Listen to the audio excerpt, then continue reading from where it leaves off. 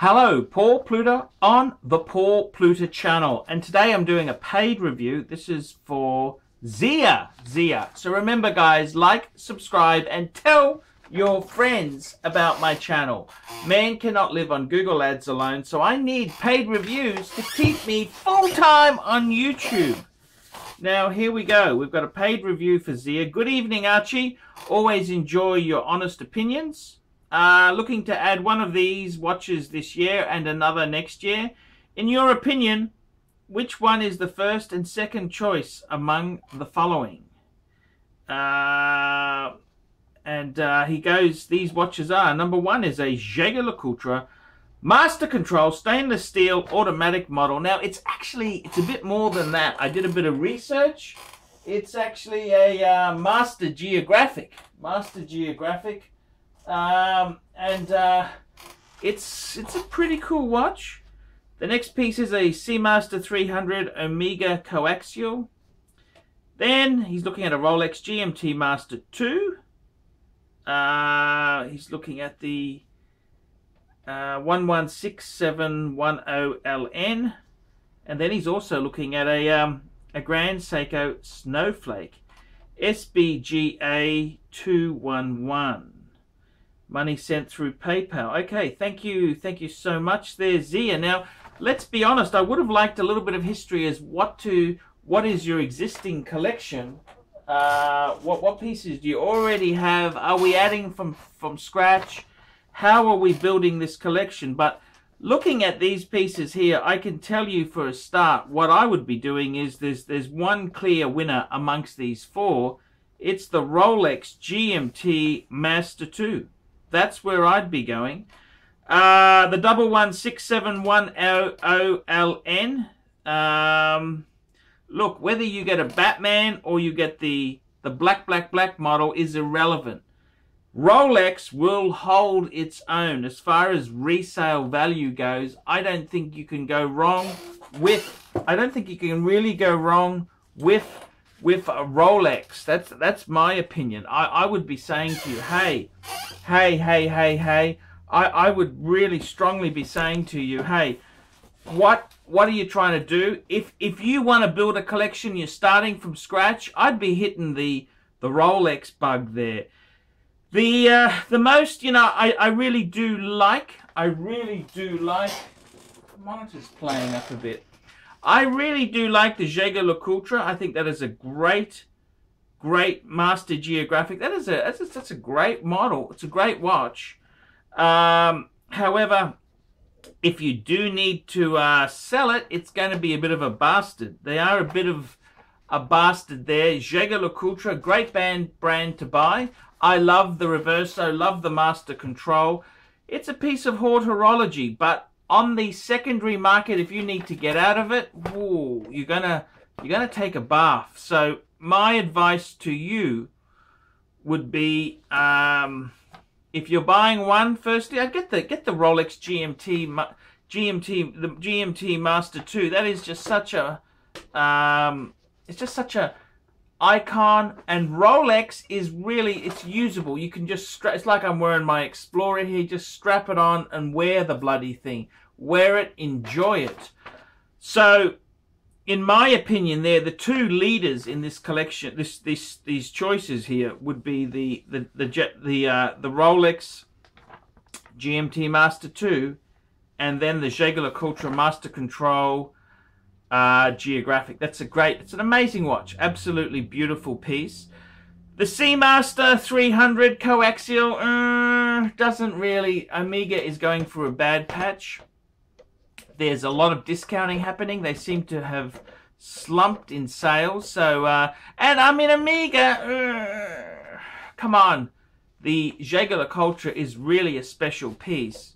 The Omega is just one, it's just one of, yeah, I wouldn't be going that way. I really wouldn't be going Omega. I mean, if you've got choices there. I mean, I love the Omega Speedmaster Man on the Moon. It's a great chronograph, but as a dive watch, look, I reckon that the two things I would be going for is your GMT Master 2. That's a great piece. waterproof. It's just such a great travel companion.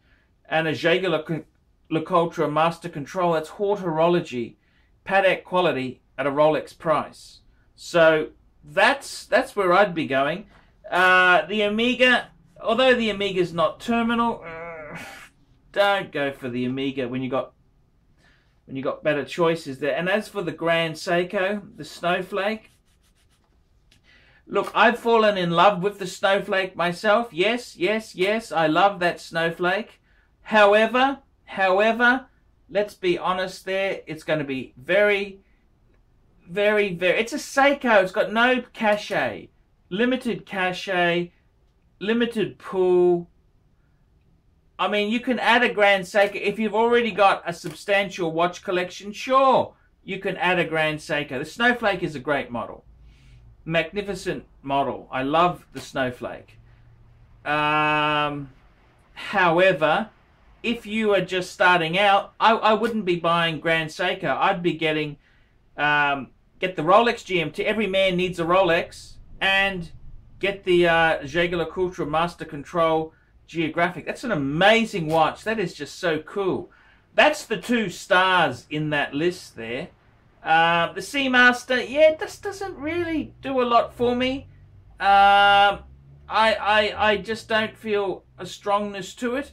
The Grand Seiko Snowflake, look, when you got half a dozen watches, then you can add a Seiko, a Grand Seiko. But until that time, I wouldn't be dicking around with Grand Seikos.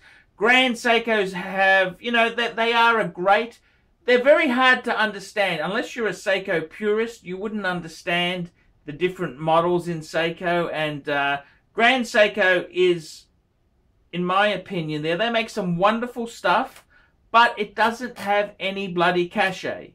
So I wouldn't be getting a Grand Seiko until I've got some really cool bases sorted out. When I say bases, I mean bases in your collection. I reckon definitely get the Rolex, and then if you still want another piece, get that Jaeger-LeCoultre.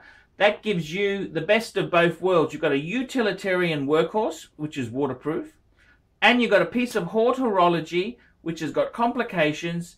It's a cool watch. I mean, other watch people will go, wow, look at that. It's a Jaeger-LeCoultre. The Seamaster, yeah, that doesn't mean anything. That's becoming very, very passé. And the Grand Seiko Snowflake, look, I love the Grand Seikos. I think they are a good, very, very cool watch. But you don't add that until you've got about half a dozen, okay? Because before you get the Grand Seiko, you really got to get your bases covered. Get a dive watch, get a GMT, get a chronograph. That's what you want to have, those positions full before you buy a Grand Seiko. I mean, Grand Seiko, I've got to be honest with you there.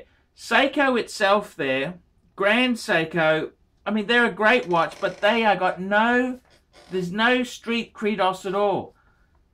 The guy, you know, it's just, you know, you go out for, I've got to look at your watch. Ah, it's a Seiko. My dad wears a Seiko. I mean, no kudos whatsoever. So, yeah, I reckon out of that list there, that's what I'd be going. Get the Rolex first, because it's always a cool choice. You're going to have retained value. If you need to sell it, if money gets tight, it's always a good thing.